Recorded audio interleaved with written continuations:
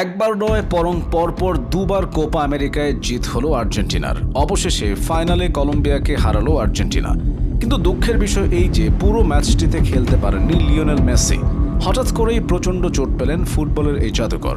চোট পেয়ে যখন লিওনেল মেসি মাঠ ছাড়ছেন তখন স্টেডিয়ামে আর্জেন্টিনার সমর্থকদের চোখে জল। কোপা আমেরিকা জেতার জন্য যে খেলোয়াড়ের উপর তারা ভরসা করেছিলেন তিনিই তো তখন মাঠ ছেড়ে বেরিয়ে যাচ্ছেন।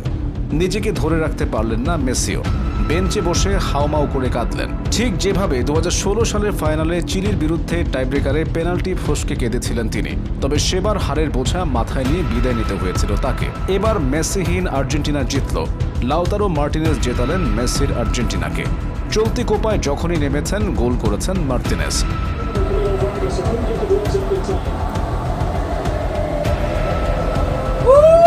আরও একবার সেই কাজটা করলেন তিনি। প্রথম 20 মিনিট আর্জেন্টিনার তেমন একটা পারফরম্যান্স পরিলক্ষিত হয়নি।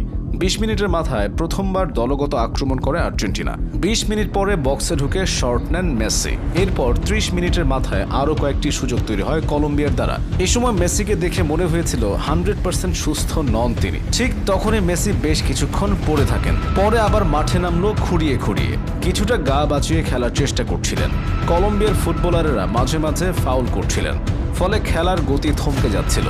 প্রথমার্ধের বাকি সময়ে আর কোনো গোল আসেনি। গোলশূন্য অবস্থায় বিরতিতে যায় দুদলই। দ্বিতীয়ার্ধের শুরু থেকেও একই পরিকল্পনা নিয়ে খেলতে থাকে কলম্বিয়া, সেই প্রেসিং ফুটবল। তবে দ্বিতীয়ার্ধে খেলার ধরন কিছুটা বদলায় আর্জেন্টিনা। তারাও গতি বাড়িয়ে খেলার চেষ্টা করে। কলম্বিয়ার ফুটবলারদের শারীরিক ক্ষমতার কাছে একটু হলেও পিছিয়ে পড়ছিল আর্জেন্টিনা। 53 মিনিটের মাথায় কর্নার থেকে ফাঁকায় হেড করার সুযোগ পান ডেভিডসন সানচেজ, কিন্তু গোলে বল রাখতে পারেননি তিনি। চাপ সামলে খেলায় ফেরার চেষ্টা করে আর্জেন্টিনা। বাঁ প্রান্ত ধরে সচল ছিলেন দি মারিয়া। দ্রুত কয়েকটা আক্রমণ তুলে আনেন তিনি। 58 মিনিটের মাথায় একক দক্ষতায় বক্সে ঢুকে শট মারেন দি মারিয়া। বল বাঁচান গোলরক্ষক। যখনই আর্জেন্টিনা আক্রমণে উঠছিল তখনই ফাউল করছিল কলম্বিয়া। মারকুটে ফুটবল খেলছিল তারা। মাথা ঠান্ডা রাখতে পারেননি আর্জেন্টিনার কোচ লিওনেল স্কালোনি। সাইড লাইনে দাঁড়িয়ে রেগে যান তিনি। তাকে সামলাতে হিমশিম খাচ্ছিলেন সহকারীরা। 64 মিনিটের মাথায় বড় ধাক্কা খায় আর্জেন্টিনা। প্রথমার্ধের চোট সামলে দ্বিতীয়ার্ধে নামলেও ভালো দেখাচ্ছিল না তাকে। একটি স্প্রিন্ট টানতে গিয়ে নিজেই পড়ে যান তিনি। বোঝা যাচ্ছিল হ্যামস্ট্রিংয়ের চোট লেগেছে। কোনোভাবেই আর খেলা চালাতে পারেননি তিনি। মাঠ ছাড়েন মেসি। বেঞ্চে বসে নিজেকে সামলাতে পারেননি তিনি। প্রথমে এক পায়ের জুতো ছুঁড়ে ফেলেন, হাত দিয়ে মুখ ঢেকে হাউমাউ করে কাঁদছিলেন মেসি। বোঝা যাচ্ছিল ফাইনালে খেলতে না পারার যন্ত্রণা তার চোখ বেয়ে গড়িয়ে পড়ছিল জল। মেসি ওঠার পরে কাঁদতে দেখা যায় আর্জেন্টিনার সমর্থকদেরও। খেলা যত গড়াচ্ছিল তত উত্তেজনা বাড়ছিল।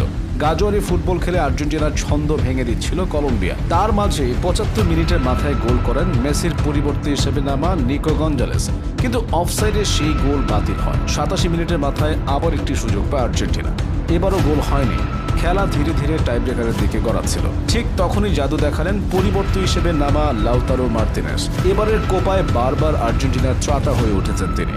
আরও একবার হলেন 112 মিনিটের মাথায় লো সেলসোর পাস ধরে বক্সে ঢুকে গোলরক্ষককে পরাস্ত করে গোল করেন লাউতারো। তারপরে সোজা ছুটে যান মেসির দিকে, গিয়ে জড়িয়ে ধরেন। মেসিকে দেখে মনে হচ্ছিল ধরে প্রাণ ফিরে পেয়েছেন তিনি।